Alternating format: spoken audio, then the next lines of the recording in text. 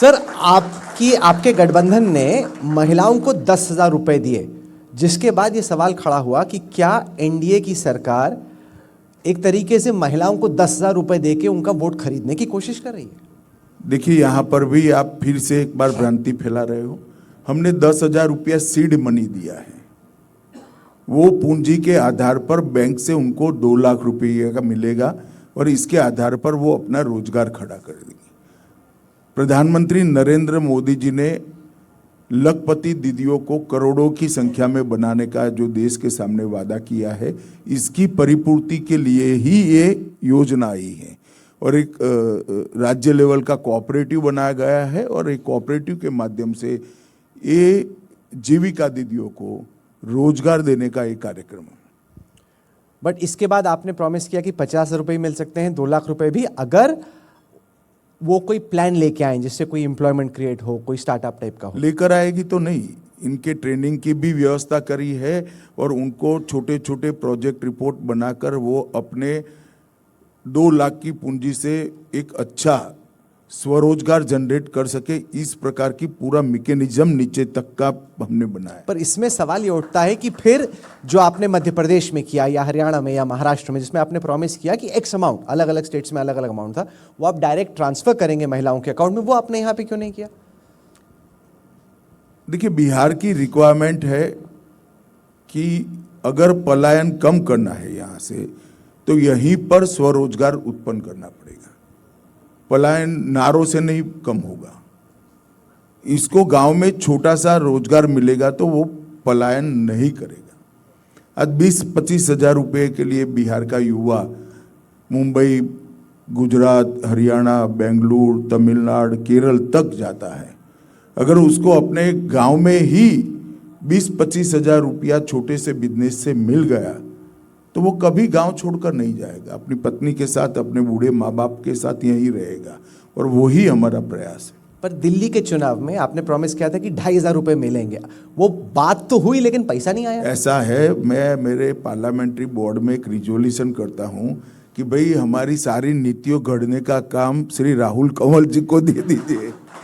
राहुल जी, ऐसा होता है कि आप आधे घंटे के इंटरव्यू में पूरे देश की अलग अलग राज्य की स्थिति के अनुसार भारतीय जनता पार्टी का पॉलिसी क्या है और वो क्यों बना, वो समझना चाहोगे तो नहीं समझ पाओगे।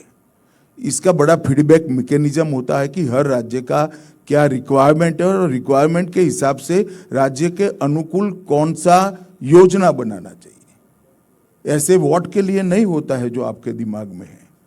राज्य का उत्कर्ष विचार के सेंटर में होता है और वो हर राज्य की परिस्थिति के अनुकूल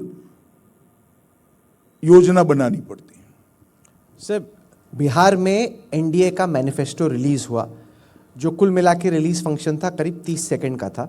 वहाँ पे किसी ने कुछ कहा नहीं और सवाल ये उठा कि क्या इसलिए तो नहीं कि नीतीश जी की तबीयत ठीक नहीं है, इसलिए ऐसा है। ये बहुत सुबह से चल चुका, अब कोई टीआरपी से मिलेगी नहीं आपको। 6 लोग थे, 6 लोग 20-20 मिनट का भाषण करेंगे तो 1.25 घंटा भाषण चलेगा। सबने मैनिफेस्टो रिलीज कर दिया। हमारा साझा मैनिफेस्टो है। ये चुनाव पांचों दल जो हमारे हैं, पांचों दल 5 पांडव की तरह एकजुट होकर लड़ रहे हैं और हमारा साझा घोषणा पत्र है।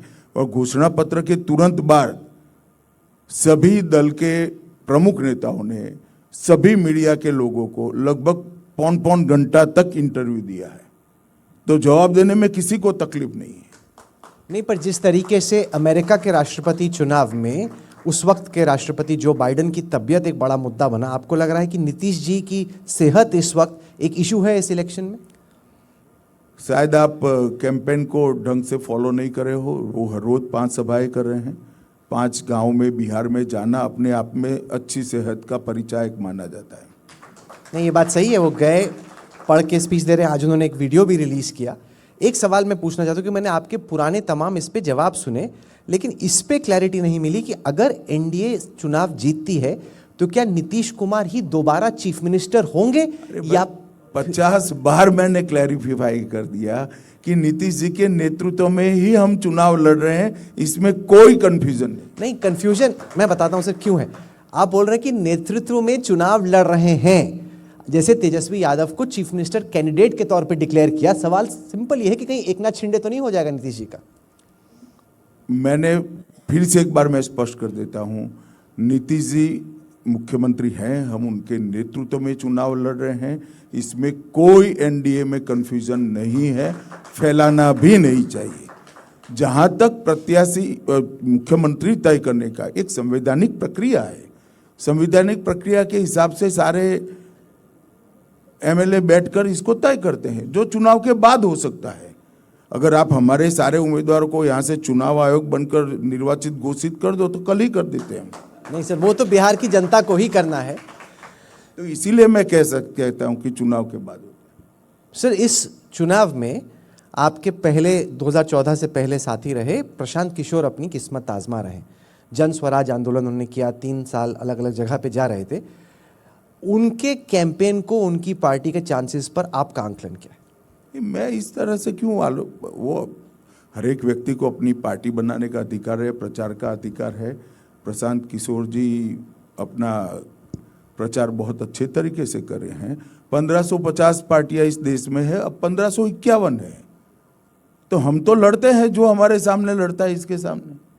नहीं, पर क्या आपको ये चिंता है कि जो भी वो वोट लेंगे, जितना भी लेंगे, हो सकता है कि वो एनडीए का वोट ज्यादा? देखो राहुल, हम 160 के आसपास सीटें जीतेंगे, बचा कूचा सब में बटेगा।